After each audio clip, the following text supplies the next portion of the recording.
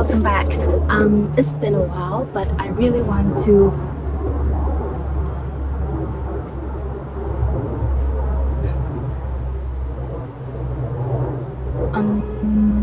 Updates. I feel super lost these days. It's a common thing with young adults at my age, being 20 something, trying to figure out who you are, where you're heading, especially in a foreign country as well. So kudos to all of you for being brave, maintaining your health, improving your life condition in a strange country, and still kill it. But as I was saying, I feel super lost these days. So instead of dealing with my true feelings, I've decided to pamper my inner child. So what do I mean by that? It's me giving in to my instincts. I do things like staying in bed, dancing, singing, holding a concert for myself where I'm both the star and the audience, binging YouTube, Netflix, spend a lot of time doing anything but my adult responsibilities.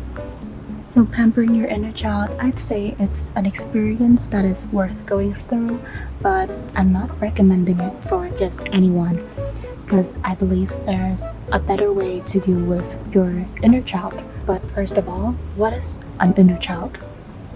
Inner child work is a part of psychotherapy.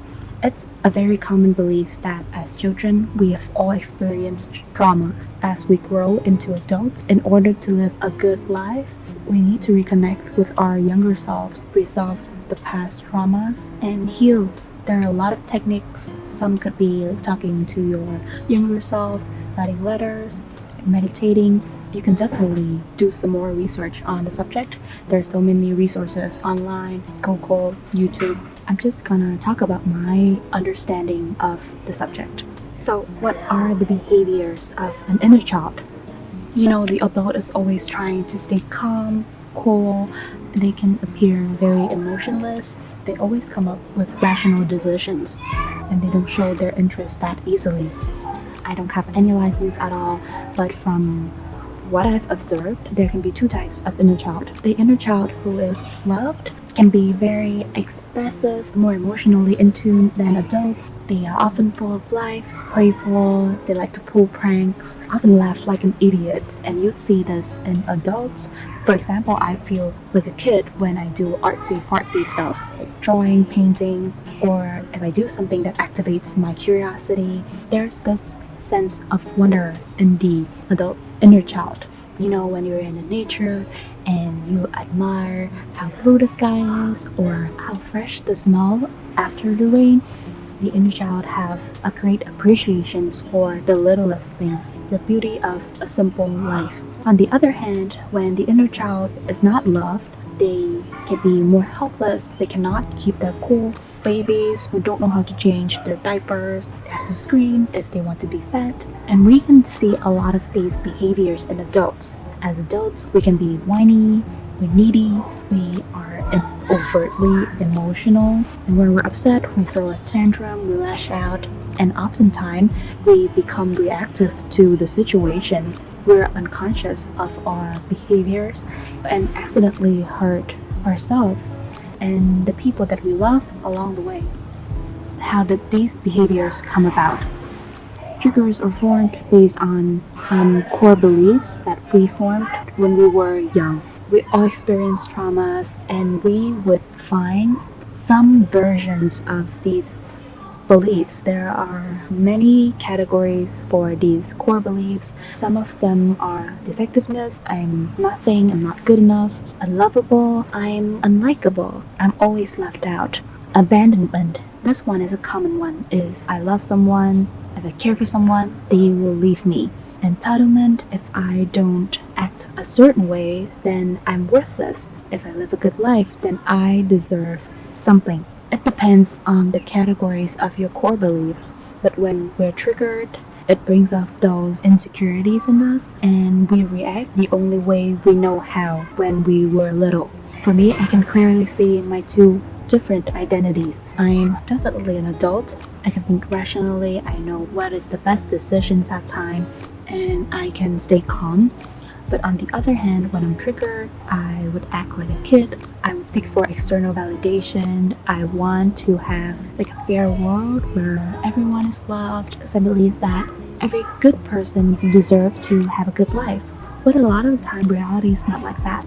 It's very interesting to see how we are not a fixed identity, but is fluid, and we can switch from being sweet, cute, and smart into someone who is really emo, needy, and can be pissed off easily. So, how do these two identities coexist? Being an adult and having an inner child. We go about life, we learn how to be adults. Oftentimes, we are very unconscious of the processes. We wouldn't understand why we made the decisions we made. Because of our unconsciousness, we create a gap between our younger self and our adult self. What does the inner child need? I mean, at the end of the day, ain't we all looking for love? As human beings, we just want acceptance from the tribe. We want to have support, we want protection, we want other people to understand who we are, to accept who we are. The inner child is lacking in love, validation, support, and its reaction is to seek validation from other people. One thing we have to learn is like sometimes we just have to be that validation that we're looking for. It has to come from the inside. That's the only way it's gonna be sustainable. That's why these days I'm trying my best to just nurture and pamper my inner child with my hobbies. Some of the things that I do is I watch a lot of sitcoms, especially the ones that I've loved and I've rewatched over and over again, because they give me a sense of comfort. I know how they're gonna end. I know these characters, so there's no risk. I also love music. I love listening to it, watching music show, especially K-pop. It is my safety haven. I love dancing and singing, sometimes drawing and painting, but I don't do that a lot these days. I love to read and learn on my own. I do a lot of daydreaming. I would lie in bed for hours and just make up scenarios in my head. Ugh, that sounds bad. Not healthy at all, but yeah, that's what I do. Pampering your inner child is not the most healthy thing to do yet. Of course, it needs some nutrients, it needs some spoiling from time to time, but ultimately, when you want to do inner child work, it's gonna be so much harder than that. You're gonna have to face your insecurities, you have to become aware of your triggers, and you have to learn to be your own parent. And that's tough work. It requires a lot of self-discipline, but it's something that needs to be done.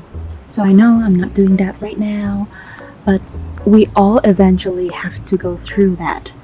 And I bet the result is gonna be super rewarding. I'm also looking forward to injecting some sense of wonder into the most mundane task. These days, I've been cooking and doing housework more. I find more joy in them. I understand why a lot of people enjoy cleaning. When you have a clean, fresh environment, you would have a clearer mind. I'm totally getting that now. I also want to take the opportunities to create a lot of free time, a lot of like empty space to recharge, to activate my creativity.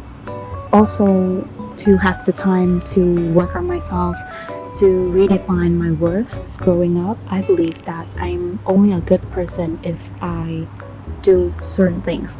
So I want to redefine being a good person. I also want to redefine a lot of other socially constructed concepts that are given to us, and I'll definitely have some more videos in the future for that. That's all for today. I hope that it's been fun getting to know my inner child, understand more about what inner child work is, and maybe you can relate to some of it. For me, I just think it's fun to dress up and take good photos and videos of myself enjoying the nature and my well spent free time. That's it.